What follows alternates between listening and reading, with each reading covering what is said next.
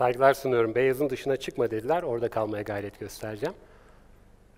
Biraz önce beni sunan Öykü Hanımefendi biraz Nobel aldı deme ama biraz abart dedim. O da eksik olmasın. Beni kırmadı. Efendim, hayatımızın dönüm noktaları var. Geleceğimizi etkileyen anlar var. Bu anların ne getireceğini o sırada bilmiyor olabiliriz ama hayatımızı ciddi derecede etkiliyorlar. Bunlardan bir tanesi meslek seçimi. Ben Ankara'da okudum. Ankara'yı çok severim gerçekten. Neden olduğunu bilmiyorum ama. Lisede okurken de hep her zaman için mühendis olacağıma emindim. Bizim zamanımızda işte matematik ve biyoloji bölümleri vardı. Ben matematik bölümünü seçtim. Sadece elektrik mi, endüstri mi konusunda kararsızdım. Biz önce tercih yapıp sonra sınava giriyorduk. Tercih gecesinde içimden gelen bir ses tıp yaz dedi. Ve tıp yazdım. Pişman mıyım? Hayır, değilim. Daha sonra meslekte uzmanlaşma bizim için önemli bir konu. Tıp fakültesinde 1. sınıftan itibaren psikiyatriye ilgi duydum. Bu insan zihninin labirentlerinde dolaşmak, oradaki kimyasalları incelemek her zaman ilgimi çekti. İnanın bana, ben daha 3. sınıftayken birçok asistanın okumadığı psikiyatri kitaplarını okumuştum. Kendimi branşlaştırdım bile. Çocuk psikiyatristi olacağım dedim. Son gece tercih yaparken içimden bir ses kardiyolog ol dedi. Pişman mıyım? Değilim. Tabii sosyal hayatla ilgili önemli şeyler de var. Evlilik kararı gibi. Tahmin edersiniz ki bekarlık sultanlıktır tarzında bir düşüncem vardı. 1995'te kendimi nikah masasında buldum. Pişman mıyım diye soracak kadar toy değilim, o tuzağa düşmem. Ama en azından şunu söyleyebilirim ki şu ana kadar benim karakterimle ilgili size bir şey anlatmam gerekse kendini tanımayan, ne istediğini çok bilmeyen ve hayatıyla ilgili çok önemli konularda tamamen içgüdüleriyle davranan ilkel bir organizma diye tanımlayabilirim. Pişman mıyım? Hayır. Evlendim, en azından çocuk yapmadan gitmeyi istedim. Çünkü gerçekten hayatımı yaşamak istiyordum. İnsan gençken evleniyor çünkü. Ve tahmin edeceğiniz üzere onu da başaramadım. Neden başaramadım? İşte 1999 yılında canım kızım Öykü dünyaya geldi. Canım kızım derken hissetmişsinizdir. Pişman mıyım? Hayır, değilim tabii ki. Baba olduktan sonra insan birçok şey öğreniyor. Hayatla ilgili birçok şey öğreniyor ama ben kendimle ilgili de bir şey keşfettim. O da hikaye anlatmayı çok sevdiğimi fark ettim. Hani çocuklar baba masal anlat, baba hikaye anlat derler ya. O kadar bayılıyordum ki o lafa. Ya aklınıza gelebilecek tüm masal kitaplarını okudum Öykü'ye. İsmin Öykü olması da ilginç, yani böyle düşünerek o ismi koymamıştık Öykü'ye ama hatta en sonunda ne oldu biliyor musunuz? Yani bir tane daha anlat, bir tane daha anlat derler, siz de dersiniz ya, hadi ya yat artık uyu falan. Yok, ben bir tane anlat dedikçe bir tane daha anlatıyordum. Bir tane anlat dedikçe hatta uyuduğunda böyle sarsarak uyandırıp tekrar bir tane daha anlatmak istiyorum. O derece seviyordum. Neticede ne oldu? Tabii klasik masallar bitti. Bu sefer ben masal hikaye yazmaya başladım ve bu yazdığım hikayeler bayağı gelişmesi sonucu olan hikayelerdi. Öykü de çok mutlu oldu. Gidiyordu okuldaki arkadaşlarına, sen süt içmeden büyüyen devi biliyor musun falan, yo falan diyorlardı. Acayip mutlu olarak geri geliyordu bana falan. Hakikaten çok güzel günlerimiz oldu. Tabii eyvah değil, herkesin kızının büyümesi çok güzel bir şey ama neden eyvah? Çünkü hikayeyi kime anlatacağım diye düşünmeye başladım. Öyle bir kaygı duymaya başladım. Neyse ki o sıralarda akademik hayatta da ilerledim, öğretim üyesi oldum. Dedim ki öğrencilerim var. Daha güzel bir mecra olabilir mi hikaye anlatmak için? Tabii onlara masal anlatmak değil ama acaba ders konularını hikayeleştirebilir miyim diye düşündüm. Ve hakikaten bunu yaptım. Bunu yaptıktan sonra öğrencilerimin çok mutlu olduğunu gördüm. Hikayeleştiriyordum. Onlara masal anlatmıyordum ama konuyu hikaye ederek anlatıyordum. Sonra biraz daha büyüdüm ve kongrelerden, sempozyumlardan konuşma teklifleri almaya başladım. Dedim ki orada da tutar mı? Orada da tutar mı? Tuttu, orada da tuttu. Sempozyumlardaki konuları hikayeleştirmeye başladım. Koca koca hocaların, ordinaryusların önünde böyle konuşurken hikayeler anlatmaya başladım. Ama her zaman verilecek bir mesajım vardı konuyla ilgili. Nasıl oluyor diye düşündüğünüzde hayal ettiğim için hani ben çok da beyaz önlüğümü asarak gelmemiş gibi olacağım. Belki beyaz önlük kısmını asacağım ama size nasıl ders anlattığımla ilgili bir şeyler paylaşmak istiyorum. Kalpten hikayeler derken ben bir kalp doktoru olarak nelerin bilinmesini istediğime ait bazı ipuçları sizlerle paylaşacağım. Ama öncelikle şunu söyleyeyim, bir hikayeye başlarken nasıl başladığınız çok önemli. Başlangıcınız kuvvetli olmalı. Ben de bunun için genellikle böyle Bir takım araştırmalar yaparım, internette gezinirim, şu resmimi kullanayım falan. Yine böyle konuşma için hazırlanırken bu hanımefendinin portresiyle karşılaştım. Çok hoşuma gitti yani, çok etkileyici bir kadın gibi geldi. O sırada yanımda eşim vardı. Döndüm ona, nasıl dedim. Basit dedi. Genellikle benim beğendiğim kadınları eşim ya basit ya bayağı buluyordu. Ben dedim ya, ben acaba basit bayağı kadınlardan mı hoşlanıyorum? Bu benle ilgili bir olay mı? O bir kompleks haline getirdim ve dedim ki bir anket yapacağım.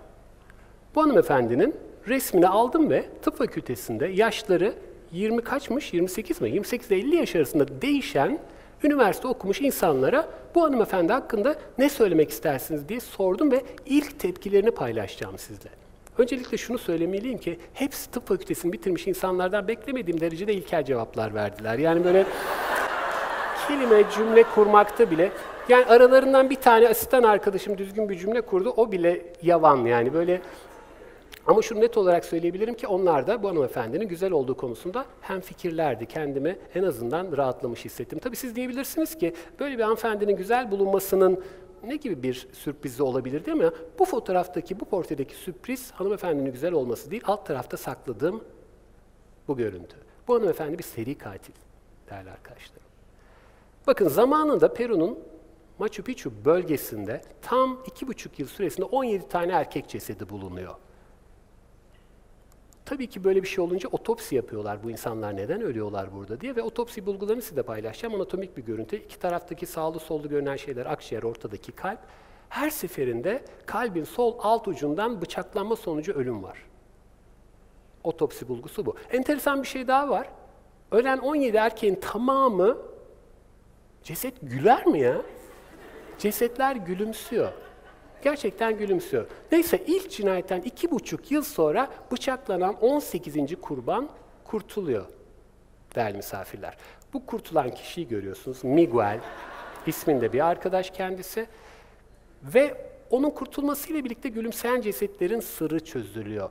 Miguel diyor ki Machu Picchu bölgesinde alacakaranlıkta yürürken karşıdan bir hanımefendi bana doğru yaklaştı. Bir şey soracak zannetmiştim. İyice yaklaştı ve tam o esnada dudağımla yanağımın birleştiği tam köşe noktasına bir buğse yerleştirdi. Arkasından korkunç göğsümde bir acıyla yere yığıldım diyor. Ve diyor ki bir daha olsa bir daha isterim. Yani o derece nasıl bir şeyse. Zaten bu tablo birazdan göreceğiz Miguel sayesinde yapıldı. Peki Miguel nasıl yaşadı? Katil bu sefer ıskaladı mı diye düşünüyor olabilirsiniz. Bakın ama aslında tam aynı yerden bıçaklamış katil Miguel'i. Ama Miguel değişik. Miguel'in 12 binde bir görülen kalbin sağ tarafta yerleşmesi, dextrokardi dediğimiz bir durumu var. Belki ilk başta bunu öğrenseydi, ya niye kalbim sağda derdi ama bundan sonra dua edecek kadar seviyor kalbinin sağ tarafta olmasını. Bu sayede kurtuldu ve bu portrede Miguel'in tarifiyle çizildi zaten. Daha sonra bu güzel seri katile lokal isim olarak o bölgede Bonito Asesino ismi verildi ve efsaneleşti değerli arkadaşlarım. Maalesef tüm seri katiller o kadar güzel değiller. Bakın size şu anda gösterdiğim fotoğraflar dünyanın tarihinin en sansasyonel seri katillerinin fotoğrafları. Bazıları sadece kız arkadaşlarını öldürüyor. Kesip dolaba, buzlukta saklayıp peyderpey yiyenler var. Bazıları kanını emip bırakıyorlar. Yani türlü türlü hasta ruhlar var. Şöyle bir soru soracağım şimdi size. Sizce dünyadaki en ölümcül seri katil kim? Başka bir soru şöyle sorayım. Bir seri katil en fazla kaç kişiyi öldürmüş olur? Hepiniz kafanızda bir tahminde bulunurken ben tutup size çok da canınızı sıkan Dünya Sağlık Örgütü'nün bir sonucunu veriyorum. Hipertansiyon. Her sene 7,5 milyon kişinin ölümüne neden oluyor. Bir seri katil en fazla 300 kişiyi öldürebiliyor. Arkasından sigara, her sene 5 milyon kişi öldürüyor. Arkasından şeker, hareketsizlik, şişmanlık, kolesterol. Seri katil olduğunda bir korku salıyor hepimiz ama bunlardan çok korkmuyoruz. Kat be kat daha fazla insan öldürüyorlar. Peki bunların anatomisi ne, bunların otopsi bulguları ne diye bakacak olursak ne görüyoruz? Bakın bu gördüğünüz şey kalp damarımız, yere paralel bir kesit alınmış. Ateron plağı dediğimiz bu sağında yumurta görüntüsü var. Bu normalde bir darlık oluşturuyor. Bu darlık %30 civarında bir darlık ama kan akımına engel olmadığı için bizler de buna sahipsek bile hiç umurumuzda olmuyor. Normal hayatımıza devam edebiliyoruz. Peki cinayetler nasıl işleniyor? İşte bu seri katiller ekip olarak çalışıyorlar. Bunlar bir araya geldiği zaman bu ateron plağında yırtılma dediğimiz bir şey meydana geliyor ve 5 dakika içinde orada pıhtı oluşarak kalbimizin damarını tamamen tıkıyor ve maalesef kalp krizi geçiriyoruz. Kalp krizi geçirenlerin de maalesef 1/3'ü o anda ölüyorlar. Ve bu kişiler 5 dakika önce sapsağlam olan kişiler değerli arkadaşlarım. Onun için bunlara verebileceğimiz isim güzel katil değil de Time dergisinin yaptığı gibi sinsi katil ismini veriyorlar. Hiçbir şikayeti olmayan kişileri öldürdüğü için.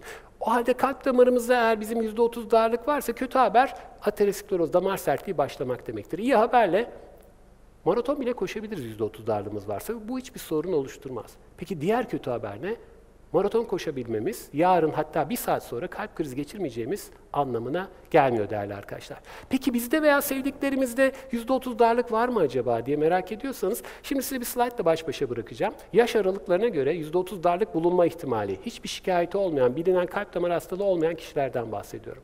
Herkes bir 10 saniye baksın, yaş aralığını, sevdiğinin kendini yaş aralığını bulsun, yüzde kaç ihtimalle görüldüğünü sevsin. Ben bunu kendim için yaptığım zaman %85 ile karşılaşıyorum. Bu ürkütücü bir rakam. Tabii bunu gördüğüm zaman eyvah hepimiz kalp krizi mi geçireceğiz? Sorusu da çok rasyonel bir soru oluyor. Hayır, hepimiz kalp krizi geçirmeyeceğiz. Bakın tarihten alacağımız bir ders var. Şimdi size Kampadral uygarlığı diye bir uygarlıktan bahsetmek istiyorum. Bu uygarlık çok bilinen bir uygarlık değil, tarihin çok bilinen bir sayfası değil. 11. yüzyılda Doğu Asya'da Tibet uygarlığı, Uygurların yaşadığı bölgeler arasında sıkışmış beylikler var. Kampadral bu beyliklerden bir tanesi. Nedir onların yaşam tarzı? Avcı toplayıcı yaşıyorlar. İlkel tarım ve hayvancılıkla uğraşıyorlar. Basit böyle alet edevat üretimi yapıyorlar ama çok enteresan bir besin dağıtım sistemleri var. Ava çıkıyorlar, meyve topluyorlar ve onları bir depoda toplayıp basınçlı hava kanallarıyla hanelere dağıtıyorlar, köylere dağıtıyorlar. Gözünüzde canlandırmak için bu animasyonu kendim hazırladım. Bakın bu av sonucunda işte bazı hayvanlar, topladıkları bazı meyveler ne yapıyorlar bunları? Bu basınçlı hava kanallarıyla hanelere yolluyorlar. Olağanüstü bir şey, bu çok inanılmaz bir şey. Sonra oralara ulaştıktan sonra ertesi gün tekrar toplanıyor. Bu sefer ne yapıyorlar? 2 gün önce tavşan yolladıysa öbür sefer de elma yolluyor gibi bir denge de kurmaya çalışıyorlar. Ben bunları nereden biliyorum? Bakın 2 sene önce Amerika Birleşik Devletleri'nde bir kongreye gittiğim zaman orada Washington Post'ta bunu okudum. Ama en hazin tarafı ne biliyor musunuz? Tüm barışçıl uygarlıklar gibi Kampadral'da beylikler, etrafındaki beylikler tarafından hunharca katlediliyor. Orada Kentucky Üniversitesi'ndeki bir grup araştırma yapıyor ve diyor ki bu Kampadral'ın diyor besin dağıtma sistemi aslında kalp ve damar sisteminden esinlenerek hazırlanmıştır. Buna ait kanıt olacak çizim bulduk diyor. Hakikaten çizim burada. Bakın sol tarafta bu Kampadral'ın basınç dağıtma sistemi var. Sağ tarafta da kalbi görüyorsunuz, çıkan damarları görüyorsunuz. Hatta metinde şöyle bir ifade kullanmışlar. Besinleri kalp gibi adil dağıtmak. Tabii biz Türkler böyle bir şey gördüğümüz zaman ya bunlar Türk mü falan diye düşünüyoruz. Çünkü iyi bir şey yapanların Türk olması gibi isteğimiz var. Ben de böyle dedim ama benim bunu söyleme sebebim farklı. Ben kelimelerle oynamayı çok seviyorum. Bakın Kampadral'ın harflerini değişik değişik yerleştirdiğim zaman birdenbire kalp damar diye bir şey çıktı. Neden bunu yaptığım hakkında hiçbir fikrim yok ama genelde yapıyorum bunu. Bunu yapıyorum ya, buna engel olamıyorum kendime. Dediğim acayip bir şey bu. Ondan sonra makalenin devamında diyor ki bu fotoğraf, bu resimle ilgili kalp damar sistemi aşağıda bir tane bir şey yazıyor. Orada okla gösteriyor, büyüteceğim sizin için. Yine de büyüteceğim. Zakkökok diye bir şey yazıyor. Diyorlar ki araştırmacılar biz bunun ne olduğunu Kampadral dilini bilmemize rağmen anlayamadık. Ama muhtemelen bu resmi çizen kişinin ressamın ismidir diye, imzasıdır diye düşündük. Ama tabii Kampadral'ın kalp damar olduğunu bilmeyen birilerinin bunu çözmesini de beklemeyiz diye düşünerek ben birden dedim ki ben bunu çözebilirim belki. Aldım böyle Zakkökok diye. İşte kelimelerin yerlerini değiştirdim. Böyle değiştirdim ama yani nafile yani hiç anlamlı bir şey çıkmıyor. Dedim ki hecelere böleyim. 3'e böldüm. Gene anlamlı bir şey bulamadım. Ondan sonra dedim ki 4'e böleyim. İşte o sırada bir şimşek çaktı. Dedim ki bu tek bir kelime değil. Bu çok sayıda kelimenin birleştirdiği ve bize mesaj ileten bir cümle aslında. Bu cümleyi de çözdüm. Zaman, kötü, kolla, kendini. Şimdi tabii burada önemli olan şu. 11. yüzyılda yaşayan bir uygarlık bize ne gibi bir mesaj vermeye çalışıyor? Neden böyle bir şey söylüyor? Manyak mı bunlar diye düşünesi geliyor insanın tabii ki. Sonra tekrar haritaya döndüm. Kampadral kalp damardı dedim. Etrafındakiler neydi acaba? Lesterolog, kolesterol, ezeboti, obezite, garasi, sigara, satyonni, tansiyon, detaybi, diyabet. Değerli arkadaşlarım çok açık, mesaj çok açıktı. Diyorlardı ki siz de eğer tansiyonla, kolesterolle, şekerle, sigarayla iç içe yaşarsanız sonunda benim olduğum gibi Ölüp gideceksiniz diyorlar. Bunu fark edin diyorlar değerli arkadaşlarım. Evet, hakikaten zaman çok kötü. Neden bunu söylüyorum? Bakın, Avrupa'nın en genç yaşta kalp krizi geçiren ülkesiyiz bizler. Yani zaman kötüyse kendimizi nasıl kollayalım? Hani bir ilacı var mı diye soruyorlar. Keşke böyle bir ilacı olsa ama yok, öyle bir ilaç henüz keşfedilmedi.